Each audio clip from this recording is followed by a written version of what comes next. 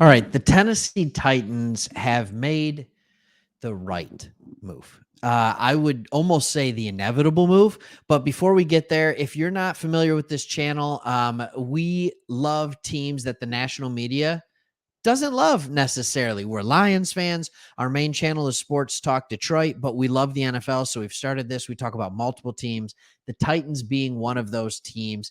And I think there's reason for optimism, especially after the first two games with Will Levis under center. And thus why you see the title, The Future is Here for the Tennessee Titans. So before we get any further, I want you to throw a comment in the comment section. Let's get talking on this. Is this the right time to put Will Levis as your quarterback? And do you believe that Will Levis is the future at quarterback, or is he a stopgap until something else is here?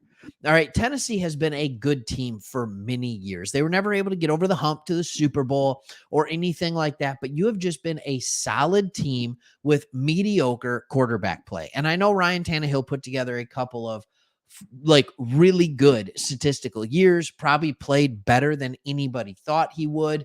I remember when he was getting his contract, when they were going to renegotiate that contract, and it's just like, you got to pay the guy, but do you pay the guy? Like, at least that's the national media perspective, or the, perspective outside of Nashville. So anyways, do you think Will Levis is the guy? And I'm here to talk about how I think the jury's kind of still out. But first, let's just talk about this. Mike Vrabel came out and said it's not that Levis is the quarterback this week. Like, he's the quarterback. He opened his press conference Tuesday by saying Will Levis is our quarterback. Period. And I know in Titan Nation there was a lot of fear, there were a lot of worries that you would go back to 35-year-old quarterback Ryan Tannehill. It's like, oh, what is this going to look like? Here's the deal. I think Ryan Tannehill, and you're going to argue with me because Will Levis threw 4 touchdowns to 1 interception in his 2 games. He threw for 500 yards, right? And he looked really good. And oh man, did he look good or what in those old school Oiler uniforms? Like, that was just the perfect storm. Like, he gets to come in, he's playing against the Falcons, who are not in a good place right now, and he is able to just go out there in those beautiful uniforms, and it's just like, oh, DeAndre Hopkins, that's right, you're really good at football, let me throw it up to you. And so I think I'm going to talk about Ryan Tannehill versus Will Levis. And I'm going to talk about why Tannehill is still the better, well-rounded quarterback, but how Will Levis does one thing better than Tannehill.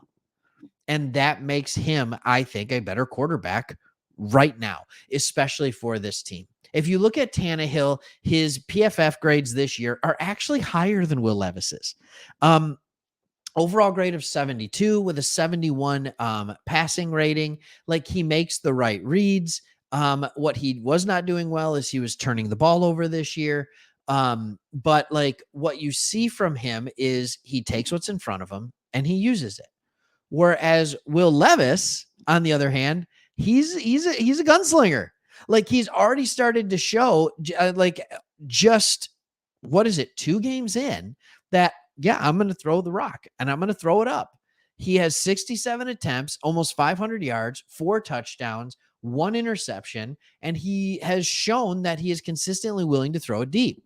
We all knew coming out of Kentucky, the big thing about Will Levis, everybody said, Will Levis himself, very arrogantly actually, said, I got a cannon.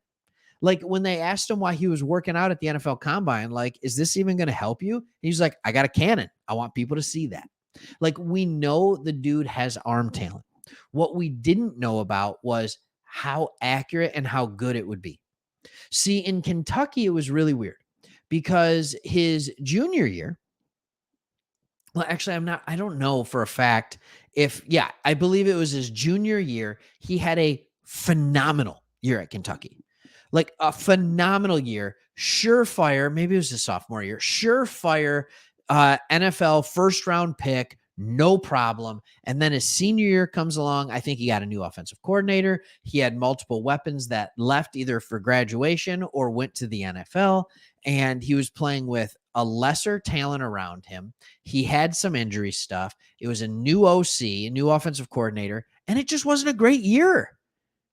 It just wasn't a great year for him. Yeah, if you look back, it was his sophomore, junior year. PFF, he was graded as a 90.6 his sophomore year in the SEC. He threw for almost 3,000 yards. All right. His touchdown interception ratio was 24-13. Like, he was really good, and the team was good. And then his junior year, he wasn't. He wasn't. So you have this, and he drops and he gets picked in the second round by the Titans. And you're just asking yourself, like, is this a guy? Like, is this the guy? But what we've seen in Tennessee is that pretty okay quarterbacks, guys that maybe like Ryan Tannehill that couldn't put it together in other places, play pretty well there. Like, it's well coached enough that they put their quarterback in positions to succeed. And I think what we saw was the ability for the offense to adjust to Will Levis's skill set over Tannehill's. And so I think there's a level of, okay, this can go well, but what if it doesn't? What if it doesn't? So what? They're 3-5. They're 3-5. Will Levis goes in and he's terrible. Okay, so they start losing football games. But here's the thing. They have a lot of winnable football games down the stretch. And they had some. With Ryan Tannehill as the quarterback, they put up 15, 27, 3 again, 16, and 16. The offense was not clicking. Under Tannehill, 28 and 16. And I'm not saying it's like lighting the world on fire, but it's good enough. And he's proven that he's good enough. And he's proven that he's willing to throw to the right guys. He's willing to attempt the big plays. He has a great running back. Like, this is an offense that's set up where a rookie quarterback can have success. All right. And he's proved very quickly that he's better than Willis. All right. That's just the way it goes. And that's okay. All right. But if you can get your future franchise starting quarterback in the second round, you're good. So the future is here for Tennessee. And I think for you guys, I know it's the NFL, so every game is what must-watch TV anyway. But when you have a rookie quarterback under center, you want to be evaluating and watching that like a hawk, because why wouldn't you? So I hope you enjoy it. I hope you enjoy this channel. Please subscribe if you haven't already, if you want more Titans content and just honestly other NFL content. We love talking football. And so there you go. And we'll see you on the next one. Like, subscribe. See ya.